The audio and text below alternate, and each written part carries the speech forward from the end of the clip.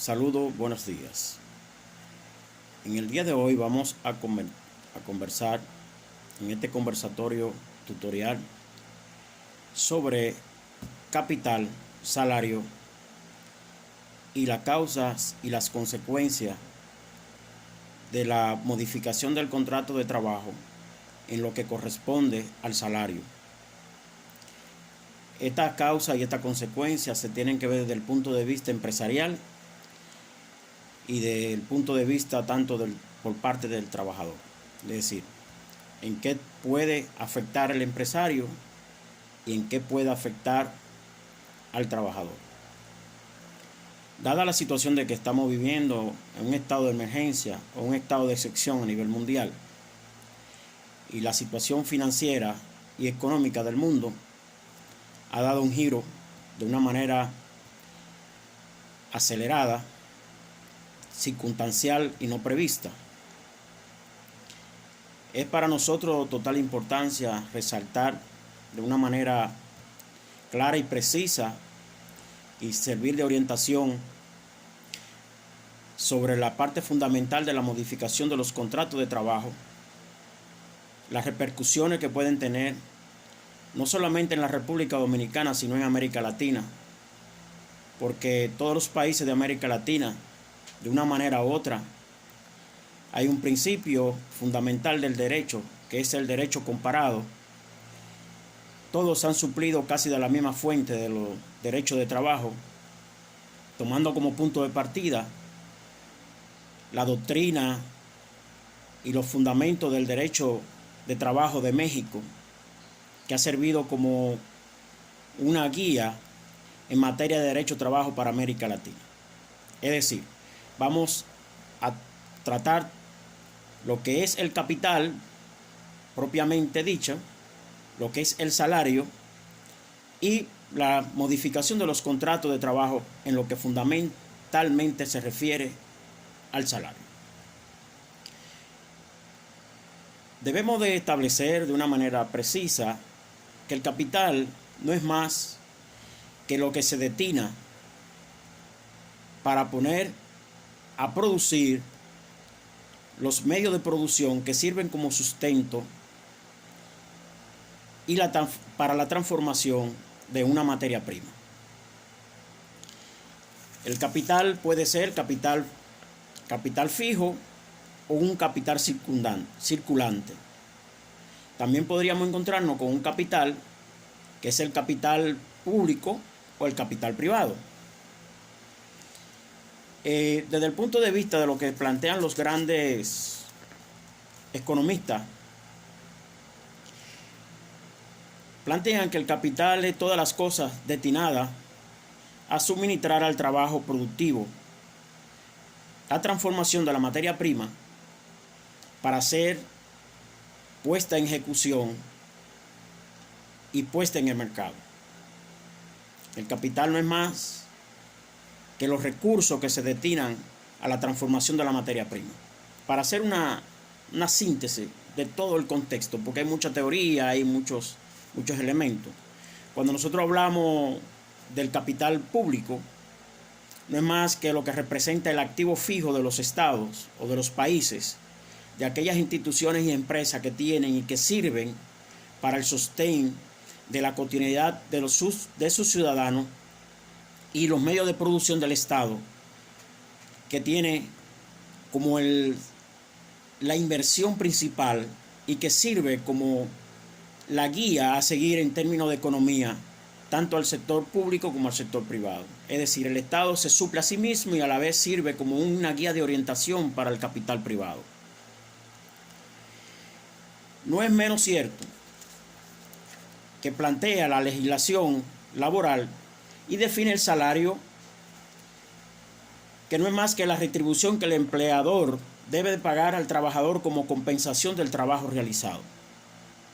Es decir, debemos establecer dos puntos fundamentales, que son los medios de producción y la fuerza de producción. Los medios de producción los representa el que tiene el capital, y la fuerza de producción la representa el trabajador quien dispone de esa fuerza de producción a través de la redistribución de un salario o de unos recursos. El salario no puede, como se plantea en el derecho moderno, plantea que el salario no puede ser pagado por cosas, debe ser pagado estrictamente por salario, por dinero. No se puede pagar entregando mercancía, dación de pago, ni nada por el estilo. Por eso se llama salario, porque debe de ser pagado por la retribución de un trabajo que hace el trabajador. No en dación de pago, ni puede recibir bonos, ni puede recibir tickets, ni nada por el estilo. Debe ser pagado estrictamente por un salario por efectivo, dinero efectivo, que es lo que hablamos del capital circulante, que sirve para poder movilizar la economía del entorno. En ese sentido, nosotros también podríamos establecer que la palabra salario surge y nace del término latín salarium, que se deriva de la sal. Es decir, anteriormente la sal se consideraba como el medio de pago por excelencia, por las propiedades que tiene la sal de ser un antiséptico que sirve como conservador. Lo utilizaban para conservar las carnes, conservar los alimentos, y eso se utilizaba como un medio de pago, la sal. Y de ahí es que surge del latín salarium la palabra salario.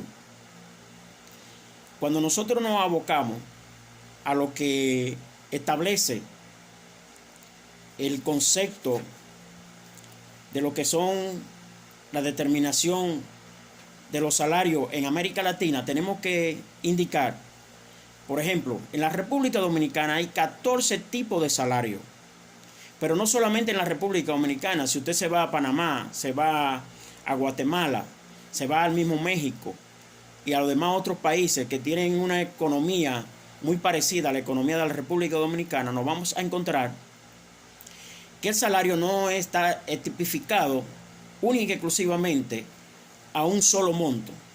Es decir, hay 14 tipos de salarios. Voy a empezar a indicarles cuáles son esos salarios para que puedan ir tomando nota con referente a los tipos de salarios, de acuerdo a la jornada que realizan cada uno de esos trabajadores o de ese tipo de trabajo.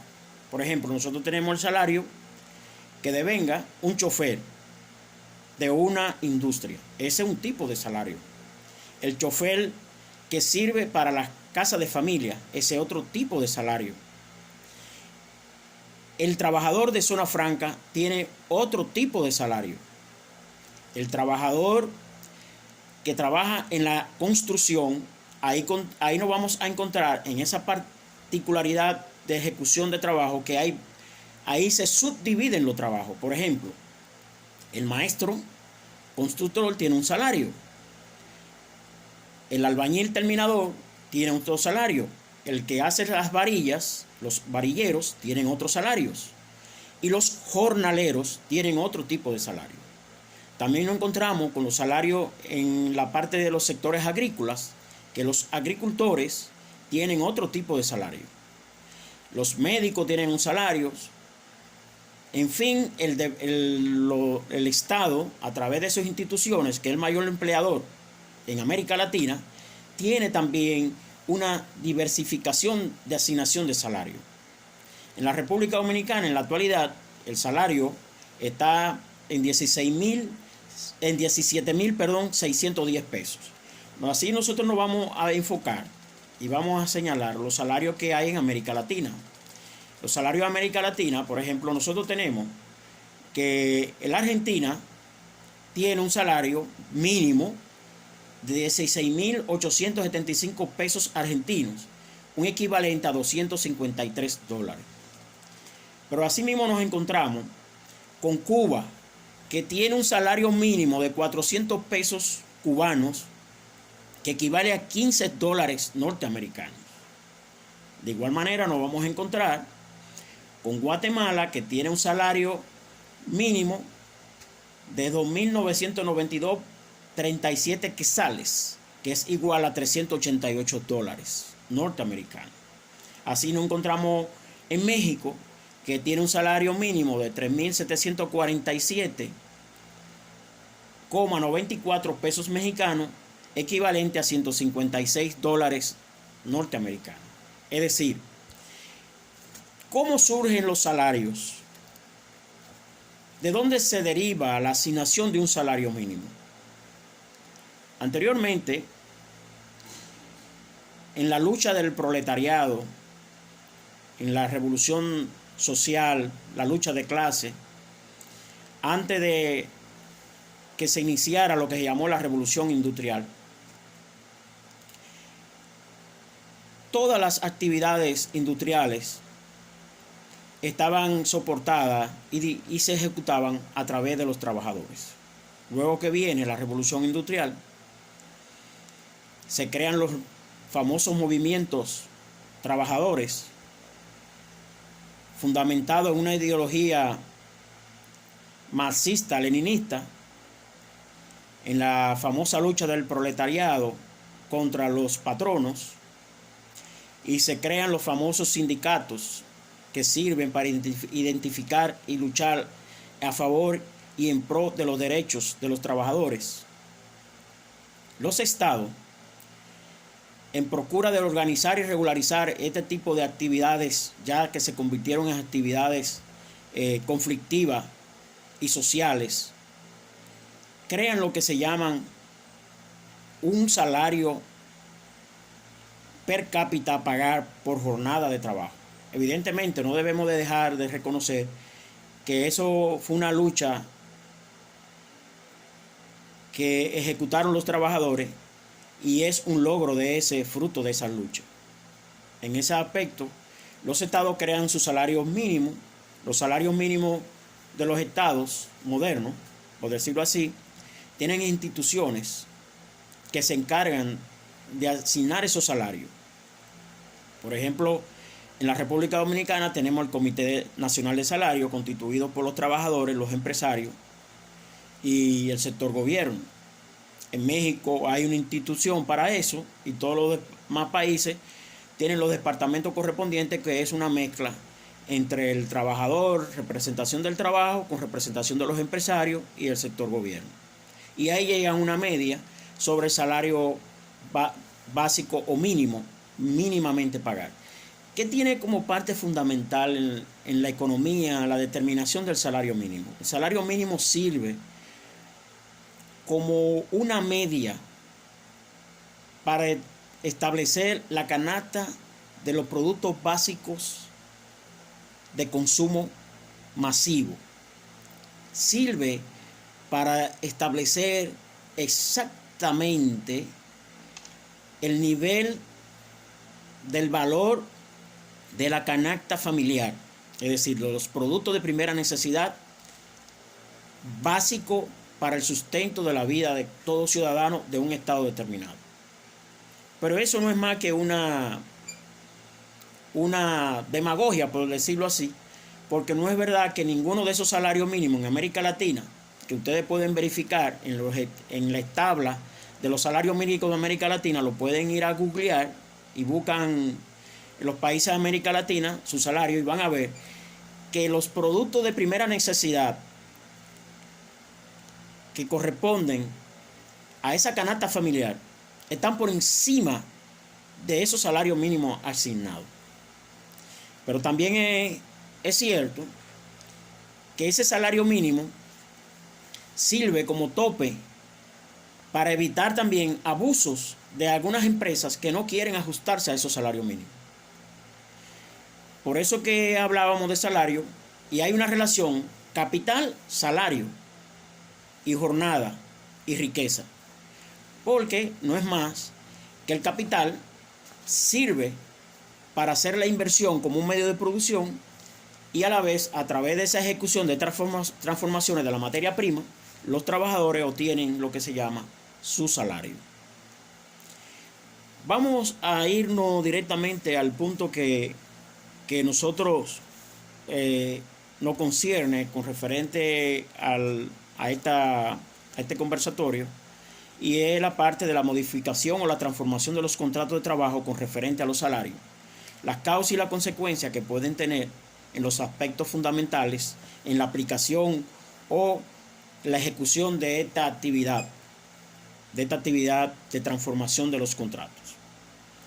Si bien es cierto que a la hora de usted poner a trabajar un trabajador o un colaborador, como le hablan en términos ya modernos, aunque yo soy de lo que digo que la palabra colaborador no es moderna, es una terminología que se utilizó primeramente en México alrededor de los años 1920, 1919, y es una terminología vieja, lo que ahora la están poniendo más moderna, la palabra colaborador.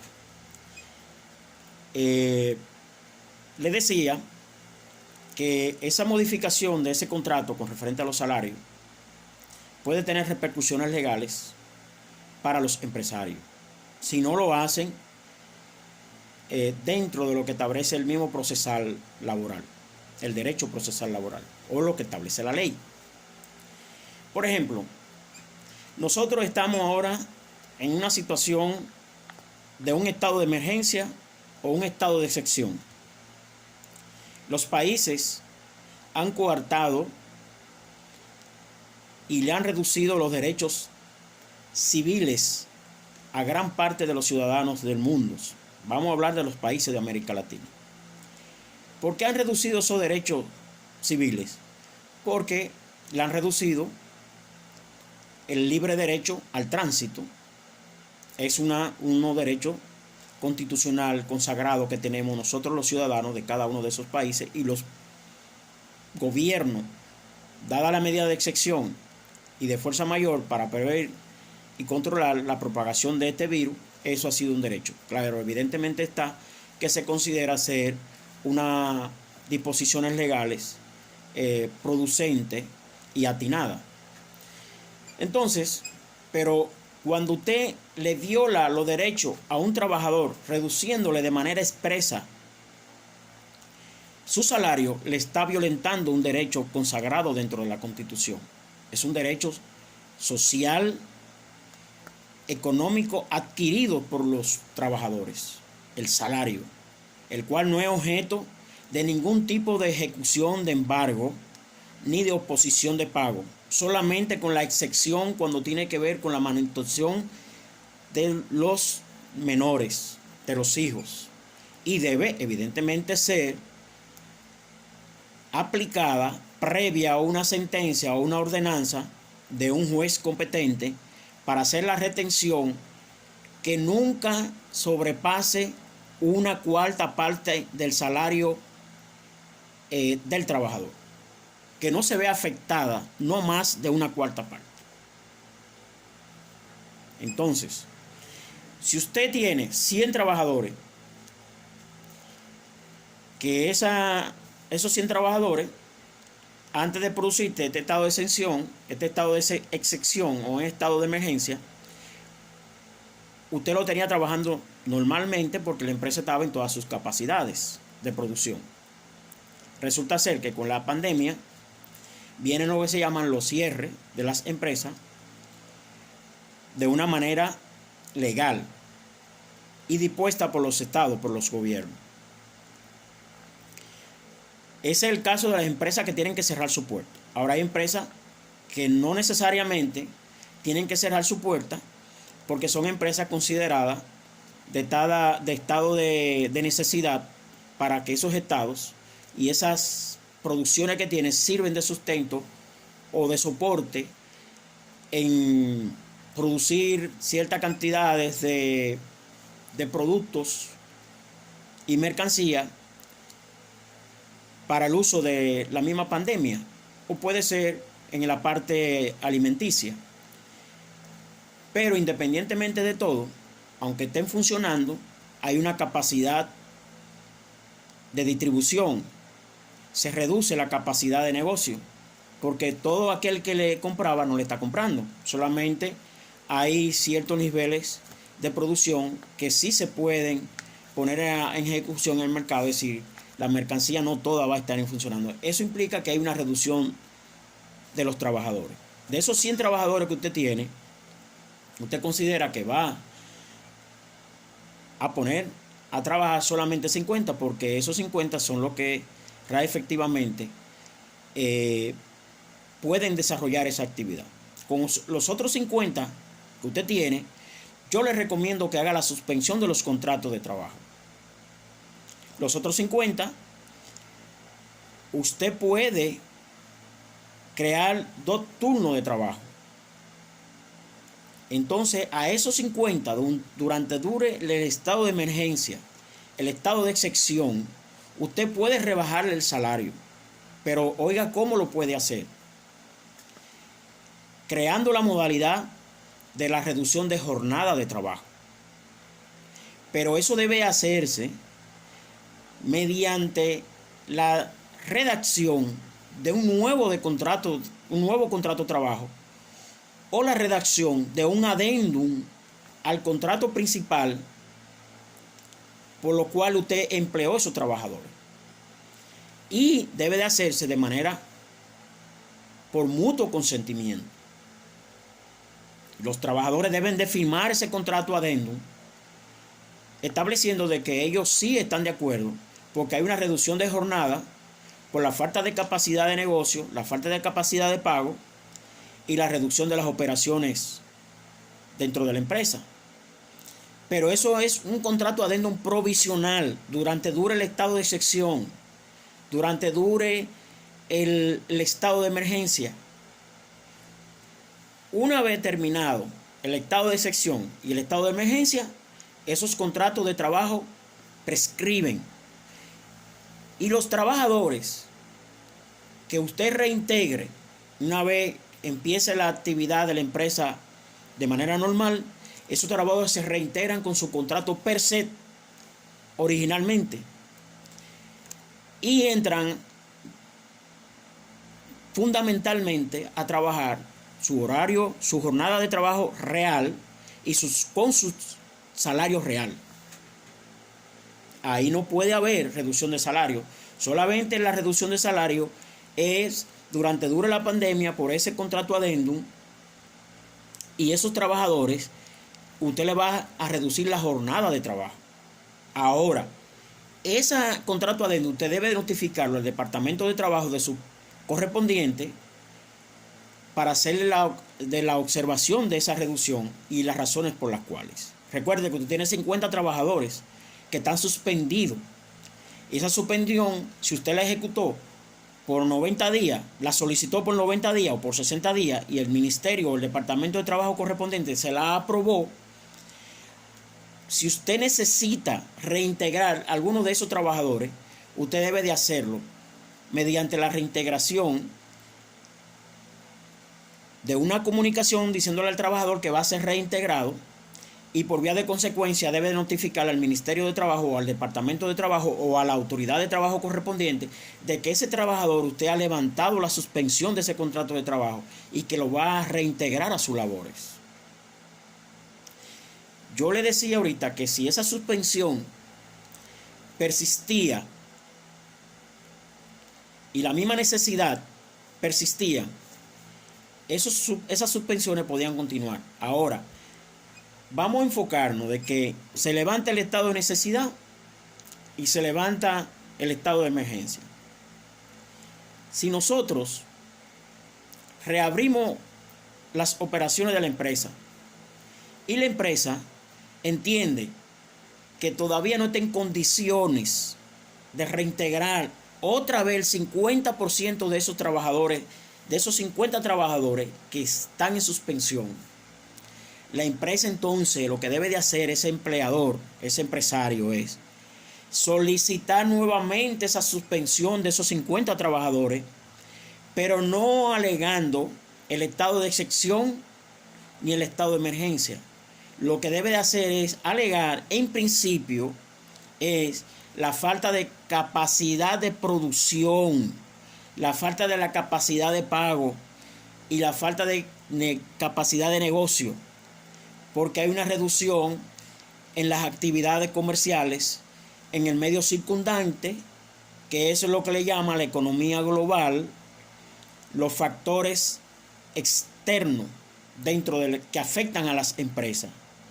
Entonces esos factores externos, que son los factores sociales, el factor político y el factor económico externo está afectando la producción interna de la empresa, que es decir, que son los factores internos. Entonces, con esa parte, el empresario solicita nuevamente una suspensión diciéndole a esa autoridad de trabajo de su país correspondiente que, dada la situación que tiene una limitación de la producción, tiene una limitación por una falta de capacidad de pago, por un factor económico, no puede habilitar todavía esos 50 trabajadores que están en suspensión.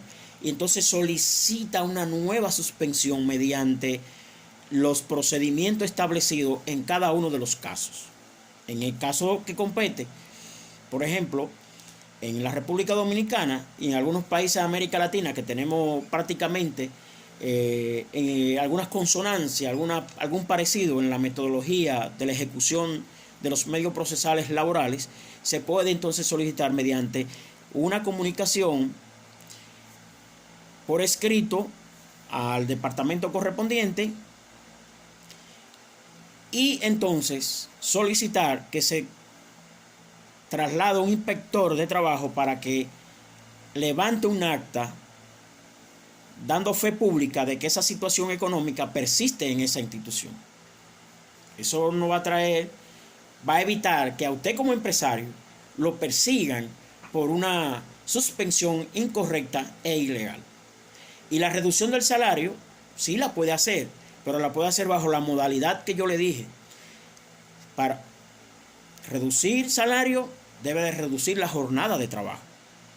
Pero para usted reducir la jornada de trabajo y reducir ese salario, tiene que rescindir el contrato per se, el contrato fundamental y principal que originó esa relación de trabajo, en la cual se sustentaba un salario real. Ahora, usted tiene que liquidar los intereses creados de ese contrato de trabajo anteriores, es decir, pagar las prestaciones laborales, pagar los derechos adquiridos a esos trabajadores, entonces rehacer un nuevo contrato, debidamente registrarlo, y cuando haga ese contrato, entonces usted va a proceder a hacer lo que se llama un nuevo contrato con una nueva jornada de trabajo. Entonces va a crear lo que le denominan el formulario o la ficha donde usted pone el listado de todos los trabajadores. Aquí le llaman el GT4. Ese formulario o esa aplicación, usted va a poner esa relación de los trabajadores con una nueva jornada de trabajo y con un nuevo salario y con un nuevo cartel de vacaciones. Así usted puede hacer una reducción de salario.